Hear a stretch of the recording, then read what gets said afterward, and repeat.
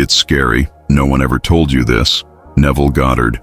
Law of Attraction. The revelation that is scary because it lays bare our own responsibility. There is a certain comfort in believing that everything we experience is the result of something outside ourselves, of fate, luck, circumstances, or even invisible forces that decide for us. It's a belief that absolves us, that gives us the feeling that we are merely reacting to a pre-written script. But silently, this same belief robs us of our power. Bruce Lipton reminds us that 95% of our life is guided by subconscious programs, often shaped before we were even aware we could choose. They are patterns that repeat like invisible software, commanding our responses, decisions, and perceptions. And it is precisely here that the true law of creation operates, not in what we consciously ask for, but in what we repeatedly vibrate without realizing it. Neville Goddard goes even deeper. Imagination is not a tool to project a distant future, but the space where we already live, now, the reality we will experience. To feel is to inhabit that reality before it materializes, not to wait for it to arrive to then feel it. It's like a sculptor who, without noticing, molds the clay that has always been in his hands. He creates forms that he later calls destiny, without realizing that it was he who pressed, turned, and sculpted every detail. And here is the provocation. What if every experience you fear, reject, or insist on pushing away is merely the faithful reflection of the plot you silently feed every day within yourself? There is a type of truth that, when it arrives, doesn't ask for permission. It enters silently, but with a weight that can change everything. It is the revelation that pulls the rug out from under those who have grown accustomed to believing that life is guided by distant, untouchable forces, as if we were just passengers on a train whose destination has already been decided. For a time, this idea comforts us. It gives the impression that we are not to blame for the detours, the pains, the delays, but along with comfort also comes helplessness. Bruce Lipton exposes something that, at first glance, can be frightening. 95% of our life is guided by programs running in the back of the mind, shaping every reaction, every choice, every emotion, all without us noticing. These programs, often inherited or built in childhood, write stories that we keep repeating, even when we swear we want something new. Neville Goddard goes even deeper. He says that it is not the future we create, but the present we inhabit in our imagination. It is not about dreaming of what is to come, but about living, feeling, and moving as if it were already real. It is as if reality were an inevitable reflection of what is already happening inside, right now. I think of this truth as the image of a distracted sculptor, molding clay without realizing it. With each gesture, a shape is created. Later, looking at the work, he calls it destiny, not noticing that every curve was defined by his own hands. And then comes the question that cannot be ignored. What if the experiences you most fear, those you try to avoid at all costs, are just the faithful portrait of the story you silently feed? What if what is scary about the law of attraction is not its power to bring what we want, but the precision with which it reflects what we already are? The danger of spectator mode in life. There is a type of waiting that seems harmless, but that slowly drains life from within us. It is that waiting disguised as hope, when we believe that something,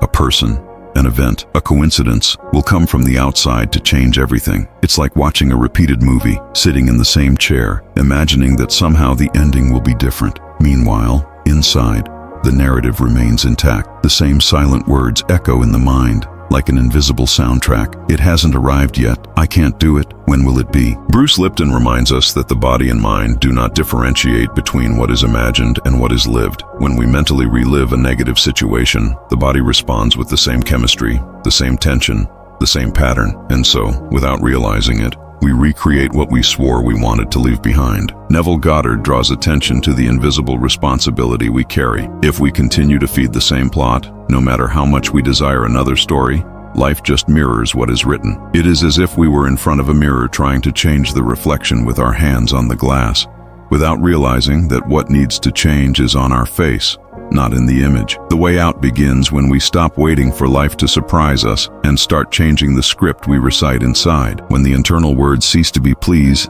and become declarations of presence. When the question is no longer, when will it arrive, and transforms into, how can I express this now? That's when the movie changes. That's when the scene gets a different outcome. The hidden password of dominant emotions. Some doors do not open with force, but with the right combination. Our emotions work exactly like that. as invisible passwords that grant or block access to what we desire. What we feel most frequently, not just what we think, is the code that reality reads to respond to us. Bruce Lipton explains that emotion and body chemistry are intertwined in a continuous cycle. When an emotion is repeated, the body creates the chemistry that sustains it, and that chemistry reinforces the emotion.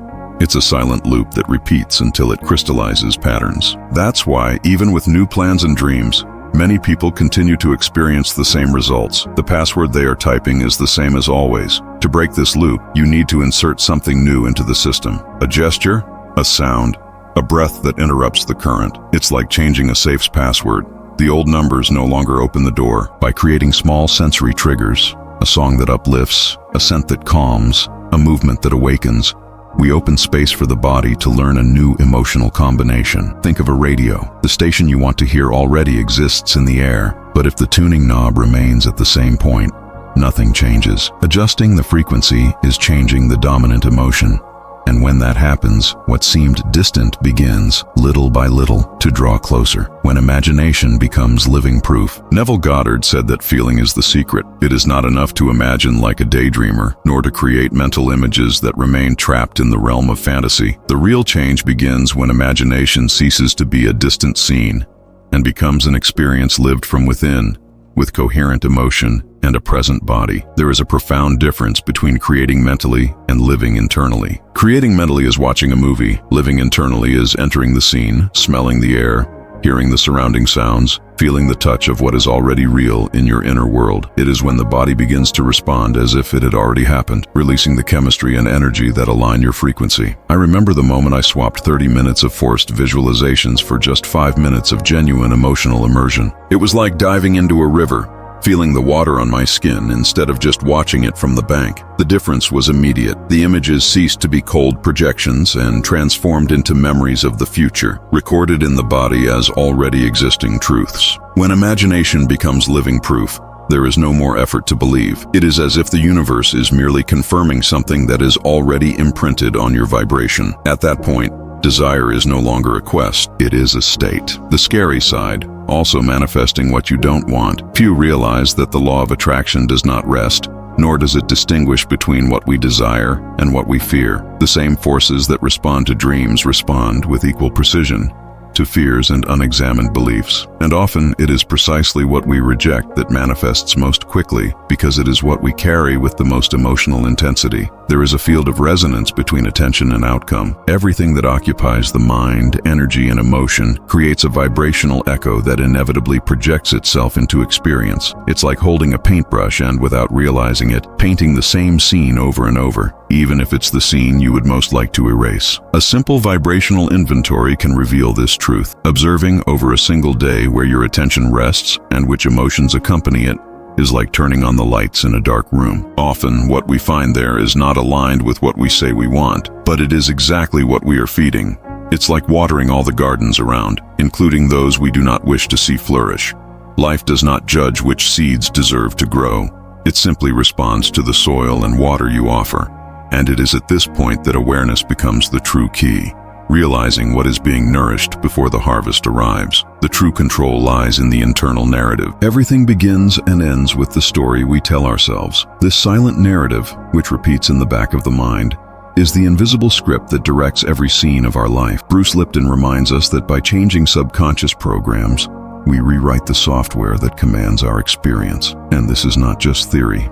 It is biology in action. Neville Goddard deepens this view by stating that imagination, when lived as the present, is the key to reshaping this program. It's not enough to think differently. It's necessary to feel so real that the body and mind can no longer distinguish between what is memory and what is creation. At that point, the surrounding field begins to respond as if the new script were already in full execution. The responsibility this brings can be scary, but it is also liberating, because if we are both the authors of the scene and the actors, there is no fixed destiny or immutable role. We can adjust lines, change scenery, reinvent plots. Life then ceases to be something that happens and becomes something that is created. It's like being on a stage and suddenly realizing that the script is not locked backstage. It is in our hands. And as we write, the play itself transforms before the invisible audience that is the universe. The danger of spectator mode in life, living in wait for something to change without altering the narrative we carry inside, is like remaining seated before a movie we already know by heart,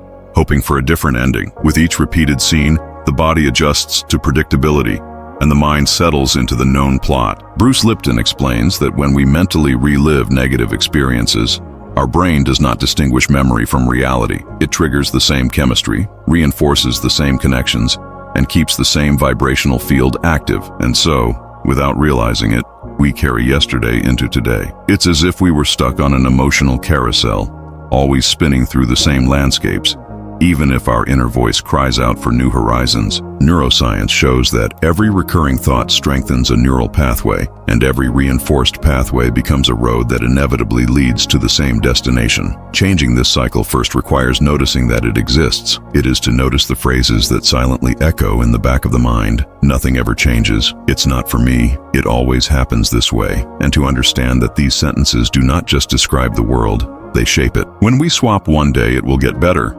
For I am already living the change now. Something in the internal vibration reorganizes. The universe, like a faithful mirror, reflects who we are deep down, not what we desire only on the surface. As long as we remain spectators of our own lives, the story will continue to be written by the force of old internal dialogues. But the moment we position ourselves as protagonists, every act begins to gain new possibilities for an outcome. The hidden password of dominant emotions. Our emotions are not just fleeting reactions.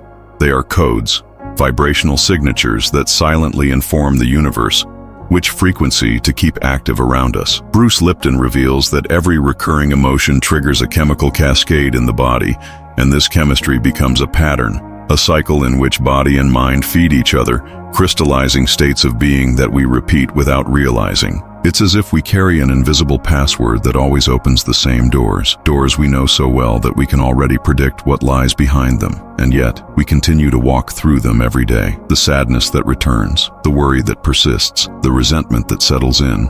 All of this, when repeated, becomes the password that keeps reality in the same tone. Breaking this pattern is like changing a safe's code. The contents may remain the same for a moment, but access will no longer be the usual one, introducing new sensory triggers. A sound that awakens calm, a scent that brings joy, a memory that ignites gratitude, can interrupt the circuit and insert a new command. When we learn to notice which are the 3 most frequent emotions we carry during the day and replace even one of them with a higher feeling, the entire frequency elevates. It's like slowly turning a radio knob until the static disappears and, suddenly, the right music begins to play. The station was always there. It just needed to be tuned differently.